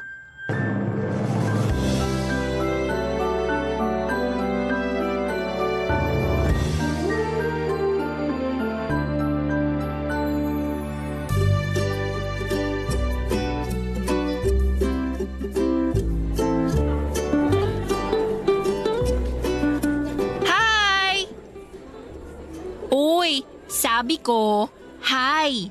Ha? Ako ba yung kinakausap mo? Hindi ba obvious kasi nakatayo ko dito sa harapan mo? Ay, sorry. Akala ko kasi nagkamali ka lang ng taong nilapitan. Ayos lang. Ako nga pala si Janet. Anong name mo? Vernon. Uy, Vernon. May stage play kasi kami next week sa intrams natin dito sa university. Invite sana kita manood. Ha? Mahina ba talaga pandinig mo? O bulol lang ako magsalita? Hindi naman. Para kasing hindi mo ako masyadong maintindihan. Ano nga yung sinasabi mo? Stage play? Ayun! Naiintindihan naman pala. Oo, stage play. Member kasi ako ng theater org ng university natin. May stage play kami next week. Invite sana kita na manood. Mura lang naman ang ticket, 20 pesos lang, tapos pwede mo nang ulitin buong araw yung panonood sa stage play namin. Pero magkakaiba yung ticket sa bawat araw kasi magkakaiba rin ang stage play namin. Okay, sige. Anong ibig mong sabihin okay? Sige. Manunood na ako ng stage play nyo. Talaga? Bibili ka ng ticket namin? Oo. Teka lang eto yung ticket. Ay hala, wala pala dito sa lalagyan ko. Saglit lang Renzi, halika dito. Oh, bakit? Pahingi akong ticket. Bibili raw si Vernon. Ay wow! May benta na agad siya oh. Ilan ba kailangan mo? Vernon, ilang ticket ang bibilin mo? Ilang araw ang stage play nyo? 5 days yun, Monday to Friday. O sige, bigyan mo ako ng 5 ticket. 5 ticket? Talaga? Oo. Hindi ba pwede yon? Siyempre pwede. Renzi, pahingi pa akong 2. Teka lang, masyado ka namang excited eh. Oh, 3 tickets. Ayan. Salamat, Renzi. Eto na yung mga ticket mo, Vernon. Eto naman ang bayad ko. Thank you. Anong thank you? Ako nga dapat na mag-thank you kasi 5 ticket ka agad yung binili mo. Thank you, Vernon You're welcome. Basta promise, may enjoy mo yung stage play namin. Aasahan kita sa mga araw ng play namin Oo, pupunta ako at manunod sa inyo. Uy Janet, punta na tayo sa nursing building. Doon naman tayo magbenta ng ticket. Sige, Renzi. Vernon, alis na kami. Kita-kits na lang next week. Thank you ulit Bye!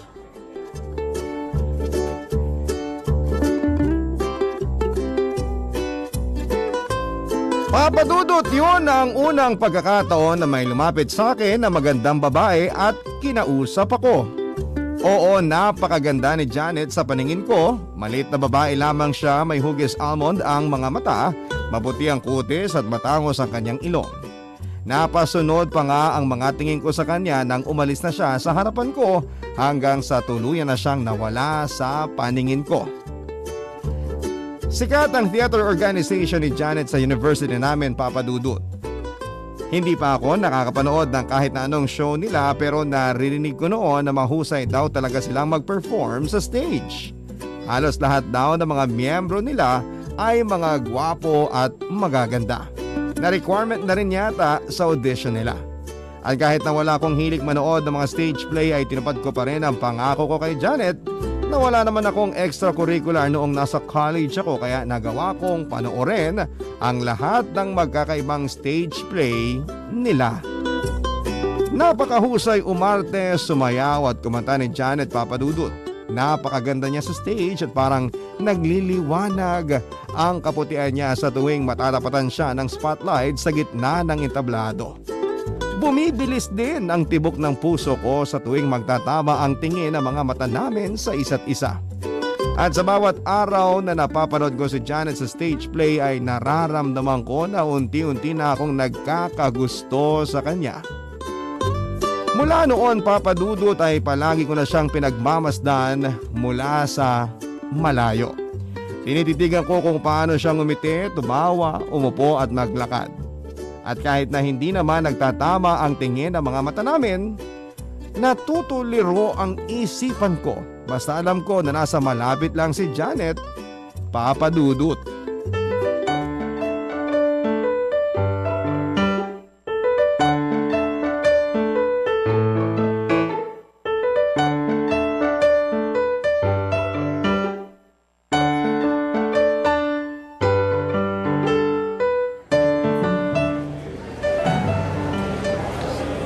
Hi Janet. Oh, Vernon! Hi din! Pwede bang makishare ng table? Oo naman. Siyempre. Po ka dyan Salamat. Dito na lang kasi bakante. Ang dami naman kasi talagang tao ngayon dito sa kantin. Buti na tiyempuhan mo ako na walang kasabay. Oo nga eh. Uy, sobrang thank you nga pala kasi nanood ka ng stage play namin last week. Hindi na nga lang kita nalapitan kasi pagkatapos ng curtain call namin, nawala ka na kaagad sa audience. Kasi nagtatayuan na rin yung ibang mga estudyante kaya nauna na akong lumabas. Pero nag-enjoy ka ba sa stage play namin? Oo naman. Ang galing mo nga umarte.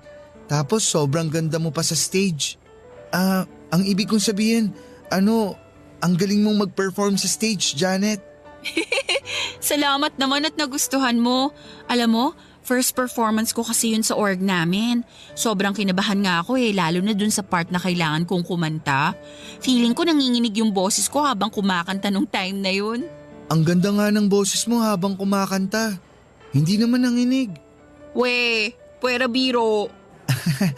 Oo, ang ganda talaga, promise. Oh, bakit bigla ka natahimik, Janet? Wala lang. Oh, bakit nakatitig ka sa mukha ko? May dumi ba ako sa ilong o sa bibig ko? Wala. Ang linis nga ng itsura mo Bakit nga grabe ka kung makatitig sa mukha ko? Nako-conscious tuloy ako. Kasi ngayon lang kita nakitang ngumiti. Talaga? Oo. Ang seryoso mo kaya palagi, lalo na kapag nagkakasalubong tayo tapos hindi mo ako pinapansin. Pero alam mo Vernon, mas cute ka kapag nakangiti. Kaya lagi kang mag-smile ha. O bakit ikaw naman ang biglang natahimik dyan? Namumula pa yung pisngi mo. Hindi Anong hindi? Para nangang mansanas yung mukha mo. Mainit lang talaga dito sa kantin kaya namumula ang balat ko. Siguro crush mo ko, no? Uy, crush ako ni Vernon. Uy, Janet! Hinaan mo ang boses mo. Nakakahiya kasi pinagtitinginan na tayo ng ibang estudyante dito sa kantin.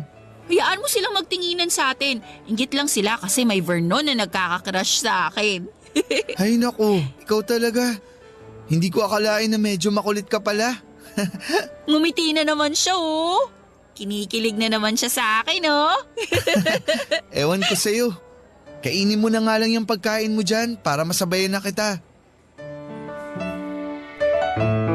Mapadudot kung anong tahimik kong tao, yun namang ingay at kulit ni Janet. Kaya siguro hindi ko na rin napigilan ang sarili ko na mapangiti dahil sa mga pangungulit niya sa akin. Lalo na kapag sinasabi niya na may crush ako sa kanya. Yun naman din kasi ang totoo. At lalong lumalim ang espesyal na pagtingin ko sa kanya dahil sa pag-uusap namin na yon. Maliit lamang ang lamesang namamagitan sa amin noon ni Janet sa loob ng kantin, Papa Dudut. Hindi kami magkatabi at magkatapat lang ang upuan namin. Pero para bang naaamoy ko ang pabango ng kanyang hininga at shampoo na gamit niya sa buhok niya. Pilit ko ring pinipigilan ang sarili ko na titigan siya sa mukha lalo na sa may bandang ilong at mga labi niya. Yun kasi ang parte ng mukha niya na pakiramdam ko, Papa Dudut, ay hindi ko rin pagsasawaang titigan. At kahit ang boses at mga tawa niya ay hindi ko rin pagsasawaan na marinig. Unti-unti ay naramdaman ko, Papa Dudut, na para bang lalong naaakit ako kay Janet ng panahon na yon. Ang mga kwento ng pag-ibig, kwento ng buhay at kwento ng pag-asa. Nasa Spotify na Barangay Love Stories. Pakinggan kahit kailan, kahit saan. Barangay Love Stories sa Spotify. Kinig na, kabarangay! Papadudot na sundan pa ang mga pag-uusap namin ni Janet sa loob ng university at minsan ako ang naglalakas loob na lumapit sa kanya pero madalas na siya ang lumalapit sa akin.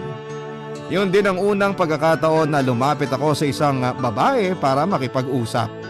Nakakailang yung feeling at nakakapanibago. Para mang hindi ako yung kumikilos ng mga oras na yon. Pero kalaunan ay naging masaya rin ang puso ko dahil naging simula yon para maging close kami ni Janet. Nalaman ko rin Papa Dudut na nagbo-boarding house pala si Janet sa may labas ng university. Kasama niya sa boarding house ang ilan sa mga kateatro niya. Hindi nagtagal ay nag-boarding house na rin ako malapit sa tinutuluyan nila. Pumayag naman ang parents ko lalo na nang dinadahilan ko sa kanila na gusto kong matutukan ang pag-aaral ko. May kaya rin kasi ang pamilya namin kaya naman kinaya kong umupa ng sarili ko. Wala akong kasama, ako lang.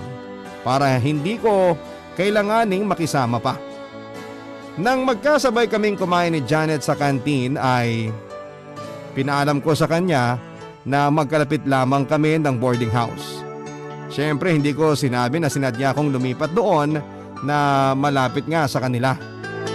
At nakita ko sa mukha niya na natuwa naman siya. Niyaya pa nga niya ako noon na sumama sa pagbabible study nila ng ibang mga kaibigan niya na kaagad ko namang pinaunlakan, Papa Dudut.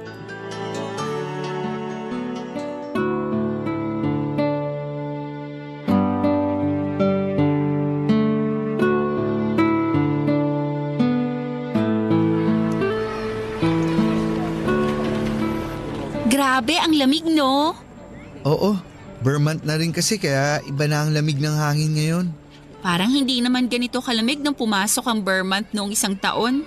Alam mo naman ang panahon, palaging nagbabago paglipas ng mga taon. Alam mo, tama ka dyan. Parang nung summer lang, mas mainit ang summer ngayon kumpara nung nakaraan. Nakakatakot din no? Bakit naman? Kasi nga habang tumatagal, mas umiinit ang summer natin. Paano kung dumating yung oras na masunog na tayo sa sobrang init ng summer? Grabe naman yung nasa isip mo, Janet. Bakit? Posible namang mangyari yun ah. Pero siguro naman, matagal-tagal pa bago mangyari yun. Malay mo nga, hindi na tayo buhay nun. Mga bata pa naman tayo, kaya sigurado ako na abutan natin yun. Ayoko kayang mamatay ng maaga kasi ang dami ko pang mga plano at gustong gawin sa buhay. Bakit ba kasi puro kamatayan ang nasa isip mo? Lahat naman kasi tayo, dun papunta. Oo nga, pero dapat hindi natin pinagpaplanuhan yun. Sabi mo nga, mga bata pa tayo at marami pa tayong pwedeng gawin sa buhay natin. Tama ka dyan at kasama na doon yung mga pangarap ko para sa pamilya ko. Ang dami kaya nun. Ano-ano ba yung mga pangarap mo? Makagraduate ako ng college, makapagtrabaho, mapag-aral at mapagtapos ko yung mga nakababata kong kapatid at mabigyan ng magandang bahay sina nanay at tatay. Ang dami, no? Okay lang naman magkaroon ng maraming pangarap. Ang sabi nga nila, libre ang mangarap kaya dagdagan na natin ang dagdagan. Eh ikaw ba, Vernon? Ano naman ang mga pangarap mo? Ang makasama ka. Ano yun? Hindi ko masyadong naintindihan. Ha? Kasi talaga yun sa pwede nating isukuli sa lahat ng sakripisyo nila para sa atin. Ay, ayan, nandito na tayo sa tapat ng boarding house namin. Vernon, thank you ulit sa pagsama mo sa Bible study namin kanina ha. Nag-enjoy ka ba kanina kasama kami? Oo naman, nandun ka eh. Ang ibig kong sabihin, oo, nag-enjoy ako kasi ang dami kong natutunan. Thank you rin kasi in-invite mo ako. Siyempre, gusto ko kasing nakakasama rin ng mga kaibigan ko sa pagba-Bible study. Ha, kaibigan? Oo, kaibigan. Magkaibigan na tayo, diba? Huwag mong sabihin na hindi pa kaibigan ang turing mo sa akin. Siyempre, kaibigan na rin. Nagulat lang ako kasi hindi ako sanay na may kaibigan. Oo nga pala, ang sabi mo introvert ka. Pero hindi naman ibig sabihin nun, wala nang makikipagkaibigan sa'yo. Iba rin yung may nakakausap ka at nakakasabay tumawa kagaya ngayon. Masarap sa feeling yung may mga kaibigan. At masaya ako na isa ako sa mga unang naging kaibigan mo, Vernon.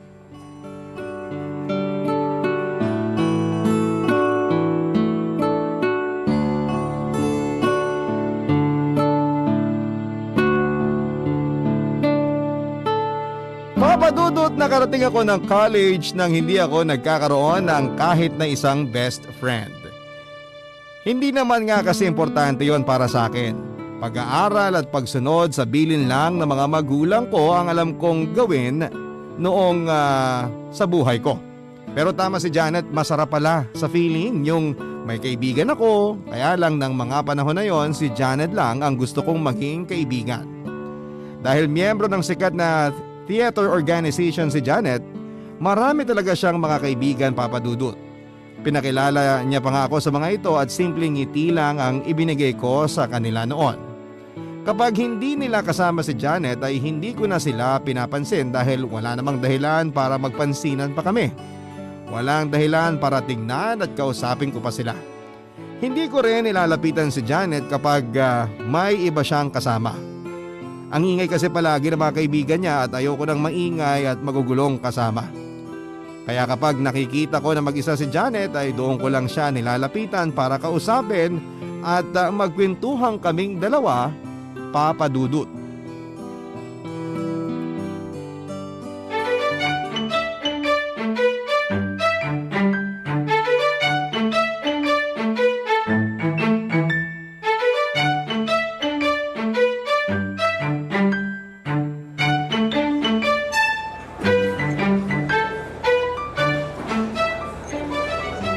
Hi Janet, gusto mo ba ng instant pancit canton? Ito may dala ako. Niluto ko kanina sa boarding house bago pumunta dito sa kantin. Eh bakit dito mo pa yan kakainin kung sa boarding house mo pa pala niluto? Kasi naisip ko na baka nandito ka ng ganitong oras kaya binaon ko na lang. Ang sabi mo di ba, malungkot kumain mag-isa? Kaya nagbakasakali ako na makasabay kitang kumain dito. Oo, tama ka. Malungkot nga talagang kumain mag-isa. Kaya sige, kainin na natin yung instant pancit canton mo kasi mamaya pa naman yung klasiko. Ito, may baon din ako ditong ekstrang tinidor para talaga sa'yo. Pwede naman tayong manghiram ng tinidor dito sa kantin. Nagbaon ka pa talaga. Di hamak naman kasi na mas malinis sa mga kubyertos kapag ako ang nagligpit. Baka mamaya, hindi pa nila masyadong sinasabon o binabanlawan ng mabuti yung mga gamit nila dito sa kantin. Ang selan mo pala? Kaya naman pala hindi kita nakikita na kumakain madalas dito sa kantin. Pero salamat ha. Ang sarap ng pagkakaluto mo dito sa instant pancit canton.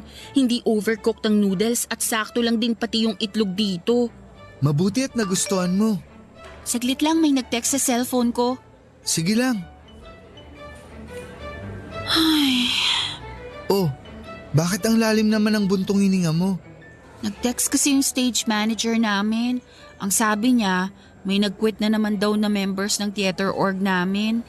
Malapit na ang major show namin kaya kukulangin na naman kami ng tao. Ano ba yan? Bakit naman sila nag-quit? Conflict na raw kasi masyado sa schedule ng mga subject nila. Pare-pareho naman kaming nag-a-adjust. Bakit hindi nila magawang magdoble effort para sa theater org? Meron kasing hindi kayang pagsabay ng pag-aaral at extracurricular sa school. Meron naman na kagaya mo na kaya mag-multitask. Kahit na. May promise kaming mga members sa theater org na walang iwanan hanggang sa makagraduate kami. Tapos may mga nauna namang mag-quit. Ang labo. Hayaan mo na, ganun talaga. Nakakainis eh. Kung kailan naman malapit na yung major show namin, saka pa nila naisipan na mag-quit. Dalawa pa sila kaya sigurado talaga na mapipilayan ang show namin. Pwede ba ako mag-volunteer na sumali sa grupo nyo? Kahit sa backstage lang ako o taga-buhat. O kaya taga-ayos ng props nyo dun. Susali ka sa theater org namin? Kung pwede lang naman.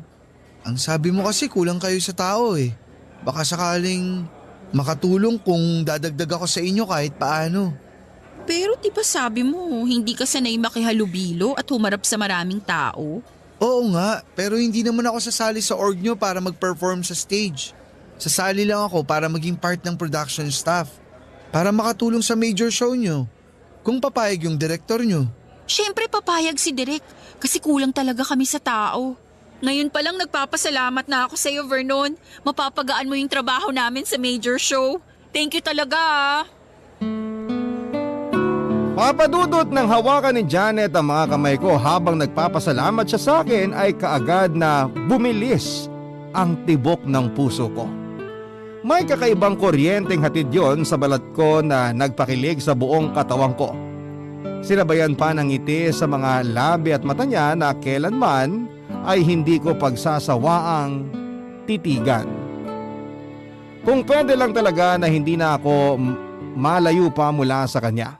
Kaya naman kahit na hindi talaga ako sanay na makihalubilo sa ibang tao at sumali sa iba't ibang organization sa university ay nag-volunteer pa rin ako na mag-join sa theater organization ni Janet para mas madalas ko pa siyang makasama. Sa totoo lang ay nai-imagine ko pa lang noon na napapalibutan ako ng maraming mga tao ay hindi na ako natutuwa kaagad. Ayoko kasi ng maraming nakatingin sa akin. Minsan kasi pakiramdam ko ay ako ang tinitignan at pinag-uusapan nila. Pero gagawin ko rin ang lahat para lalo kaming magkalapit ni Janet, Papa Dudut. Ang mga kwento ng pag-ibig, kwento ng buhay at kwento ng pag-asa. Nasa Spotify na, Barangay Love Stories. Pakinggan kahit kailan, kahit saan. Barangay Love Stories sa Spotify. Kinig na, kabarangay! Papadudot ng hapon din na yon ay kinausap ako ni Janet at sinabi niya na pumayag ang direktor nila na sumali ako sa theater group nila. Dinala rin niya ako sa rehearsal studio nila at pinakilala sa direktor. Wala akong kahit na anong theatrical background pero ang sabi ng direktor ay papayag daw siya na sumali ako kasi kailangan talaga nila ng production staff. Sinabi ko naman yon na yun lang din talaga ang gusto kong maging posisyon sa organization nila. Ayoko kasi mag-perform o humarap sa stage, hanggang backstage lamang ako at taga-ayos ng mga gamit nila. Kagad po akong natanggap sa organization. Napakaganda niya at napaka-talented pa. Wala talagang lalaki ang hindi magkakagusto sa kanya at kahit na hindi ako masyadong komportable na kasama ang ibang miyembro ng organization ay ayos na sa akin yon. Basta nakakasama at palagi kong nakikita si Janet, Papa Dudut.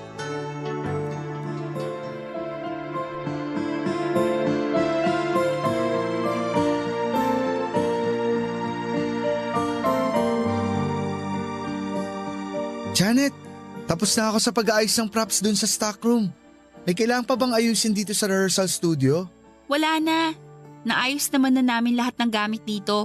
Lumabas na nga yung ibang kasama ko eh. Okay, akala ko may tutulong pa ako dito. May ibang lakad ka ba ngayon? Wala naman. Bakit mo natanong? Tara, kain tayo ng lomi. Libre ko. O sige ba, namiss ko na rin maglomi. Ngayon lang kasi ulit natapos ng maagang rehearsal kaya may extra time tayo na kumain. Oo nga eh. Hindi ko matsyempohan na yayain ka dahil ang busy mo. Lalo na dito sa rehearsal studio. Ay, ako nang magdadala nitong paper bag mo. Okay, salamat. Janet, ano? Tara na. Nasa labas na sina Stephen. Kanina ka pa namin hinihintay dun eh. Ha? Bakit? Eh di ba nga kakain tayo sa Sizzling House? Oh, huwag mo sabihin nakalimutan mo agad ha. Kanina lang pinaalala sa atin ni Stephen na kakain tayo ron. Tsaka umuo ka. Hala, sorry. Nakalimutan ko.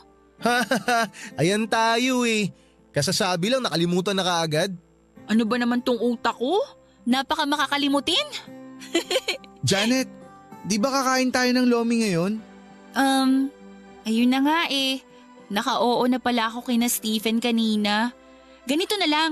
Gusto mo ba na sumama sa amin kumain sa may Sizzling House? Masarap ang sizzling nila doon. Bukod sa sizzling, marami ka pang pwedeng orderin. Ayoko. Pero masarap yung mga pagkain doon, promise. Magugustuhan mo doon. Sigurado ako, Vernon. Sumama ka na lang sa kanila. Okay lang naman na umuwi ako ng maaga ngayon. Tara, sabay na lang ako sa inyo palabas. Ay. Renzi, pakisabi na lang kina Stephen na next time na lang ako sasama sa inyo. Uy, walang ganyanan. Hindi pwede, Janet. Kanina ka pa namin hinihintay sa labas eh kasi akala namin sasama ka ngayon. Tapos bigla kang magbaback out. Sinabi ko na rin kasi kay Vernon na kakain kami ng lomi eh. Saka gusto ko rin talagang maglomi ngayon. Sige na, pakisabi na lang kina Stephen na babawi ako next time. Ay naku, siguradong maiinis yung mga baklang yun sa'yo kasi naghintay sila ng matagal. Pero sige, bahala ka, sabihin ko na lang sa kanila. Salamat, Renzi. Ay, o nga pala bago ako umalis, ipapaalala ko lang ha. Bawal sa members ang magkaroon ng relasyon sa org na to. Kaya ikaw, Vernon, kung gusto mong pormahan tong kaibigan ko, Kailangan mo munang mag-quit dito sa org. Kasi nga, bawal. Uy Renzi, ano ba yung mga sinasabi mo? Nagpapaalala lang naman ako. O sige na, alis na ako. Ingat kayo pag uwi nyo mamaya. Tsaka sana mag-enjoy kayo sa Lomi. Bye! Ingat ka rin. Bye! Vernon, pasensya ka na kay Renzi ha. Alam mo naman ang bibig nun, palaging walang preno. Ayos lang, Janet. Pero sigurado ko ba na hindi ka nasasama sa kanila? Oo, mas gusto ko naman kasi talagang kumain ng lomi ngayon. Ano, tara na? Labas na tayo? Kasi nagugutom na rin ako eh.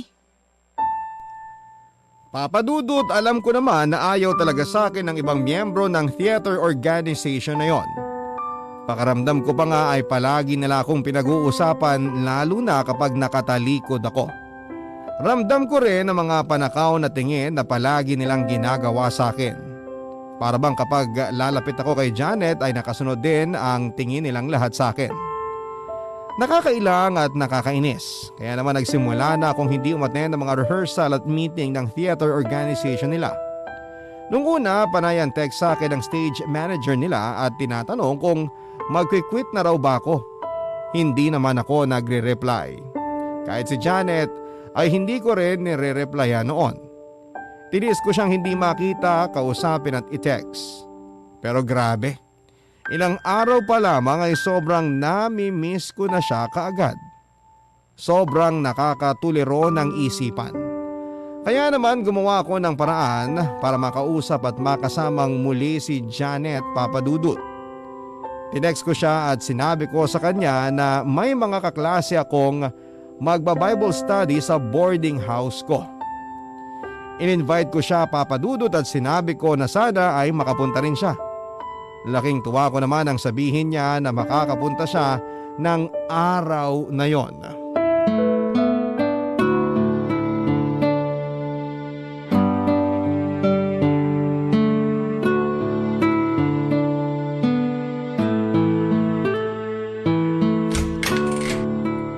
Oh, Janet!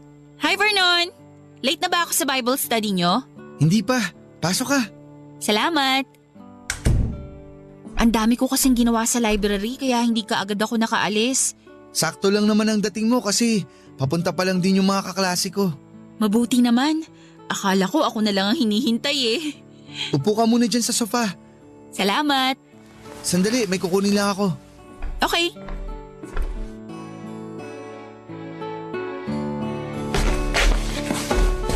Eto pala ang juice saka tinapay. Naku, nag-abala ka pa talaga. Thank you. Wala yan, ano ka ba? Nihanda ko rin talaga yan para sa'yo. Salamat talaga ah. Oo nga pala, bakit bigla ka nalang hindi na uma-attend sa mga rehearsal natin sa theater? Naging busy na rin kasi ako sa ibang subject ko. Alam mo naman na may minemaintain ako na grades para maging cum laude ako pagka-graduate. Ah, ganun ba? Dapat sinabi mo na lang yan kasi nag-alala din ako sa'yo. Ha? Bakit ka naman nag-alala sa akin? Inisip ko kasi na baka may family problem ka kaya hindi ka na nagpakita sa rehearsal. O kaya baka may nakaaway ka na member ng org. Wala rin naman kasing may alam sa amin kung bakit bigla ka na lang hindi nagparamdam.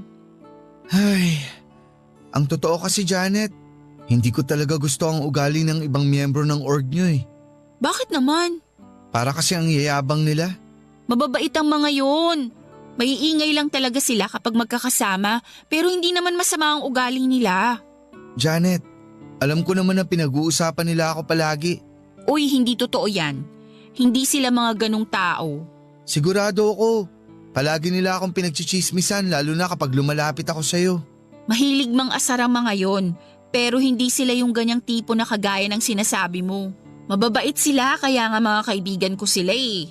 Hindi ako pwede magkamali. Ayaw nila sa akin para sa'yo. Kaya umalis na lang ako sa organization nyo. Kasi ayoko sa mga tao na pinipigilan ako mapalapit sa'yo. Ayoko sa mga taong pinaplastic lang ako. Ayoko sa kanilang lahat. Teka, ano ba yung sinasabi mo? Medyo hindi na kita naiintindihan. Saka, nasa na ba yung mga kaklase mo na kasama nating magba-Bible study? Akala ko ba pupunta sila dito? Janet, gusto kita. Ha? Sa totoo lang, mahal na kita. Ay, Mabuti pa umalis na lang ako kasi mukhang wala namang darating dito ng mga kaklase mo. Sandali lang! Aray, Vernon! Nasasaktan ako! Bitiwan mo nga yung braso ko! Janet, aaminin ko na ang lahat sa'yo. Mahal kita nung una pa lang. At ikaw lang ang dahilan kung bakit ako sumali sa theater org nyo. Kung bakit pinagtsagaan kong pakisamahan yung mga kaibigan mo. Ginawa ko yung lahat para sa'yo.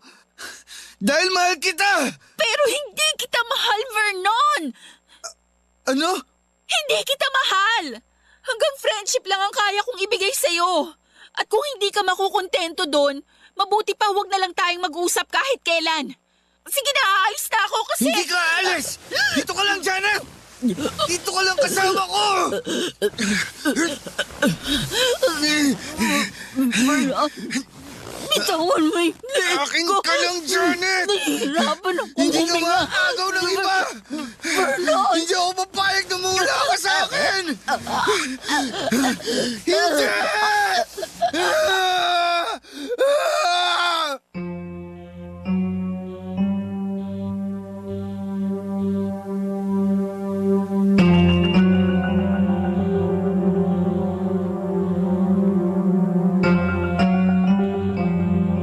Papa Dudut, wala akong ibang gustong mangyari noon kung hindi ang makasama lamang si Janet at mahalin niya ako.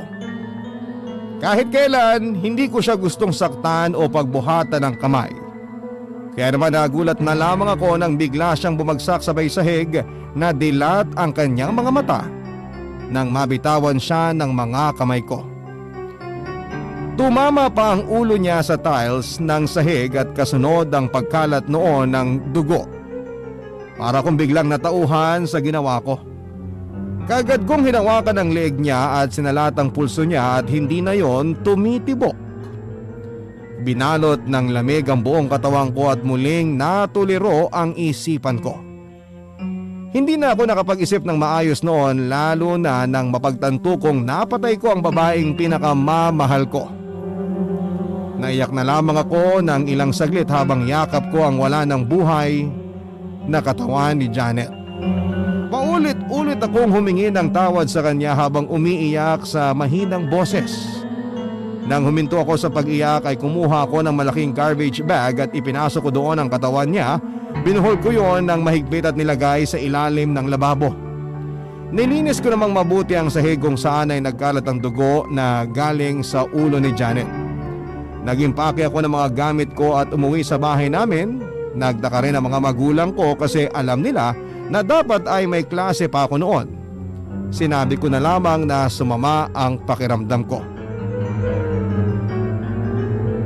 Pagkalipas ng 3 araw, Papa Dudut, ay may dumating na mga pulis sa bahay at dinala ako sa presinto para tanungin tungkol sa kasong pagpatay kay Janet. Hindi na ako nag-deny sa kanila dahil nakita na rin naman nila sa loob ng boarding house ko ang umaalingasaw na bangkay ng babaeng pinakamamahal ko. Nangamoy na raw kasi yon mula doon at pinagbuksan ng mga may-ari ng inuupahan kong boarding house kaya nakita nila ang bangkay. Inamin ko sa mga pulis, sa mga magulang ko at pamilya ni Janet ang nagawa ko sa kanya. Paulit-ulit akong humingi ng tawad sa parents ni Janet habang ang tatay niya ay ilang beses akong nasuntok na hindi ko na inilagan, Papa Dudut. Alam ko kasi na kulang pa yon para sa naging kasalanan ko sa kanila. Alam ko na walang kapatawaran ang nagawa ko sa babaeng sobra kong minahal. Habang nililitis ang kaso noon ay namatay sa atake sa puso ang mama ko, ang papa ko naman ay na-stroke at hindi nagtagal ay binawian din ang buhay. Halos wala na talaga akong kasama na pamilya ko. Sa tuwing humaharap ako para sa paglilitis ng kaso hanggang sa mahatulan na nga ako ng guilty ay nanatili po akong mag-isa.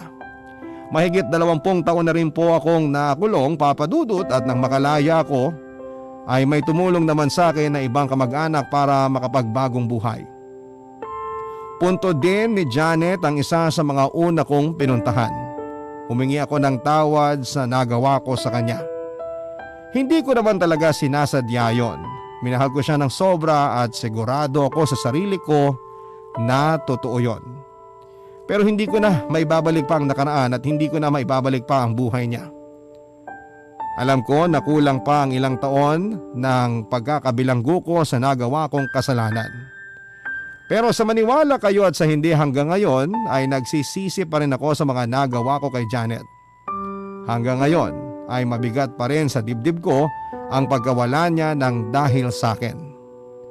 At sana kapag natapos ko na ang sulat na ito ay mabawasan ang bigat na ilang taong ko nang dinadala sa buhay ko.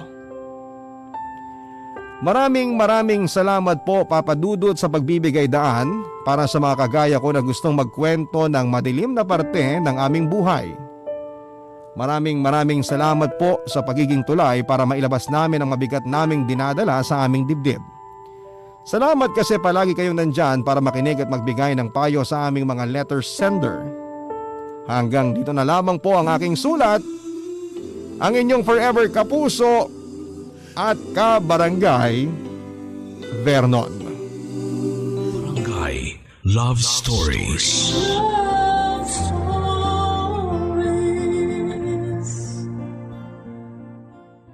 Barangay LS 97.1. 97.1. Number 1. Forever.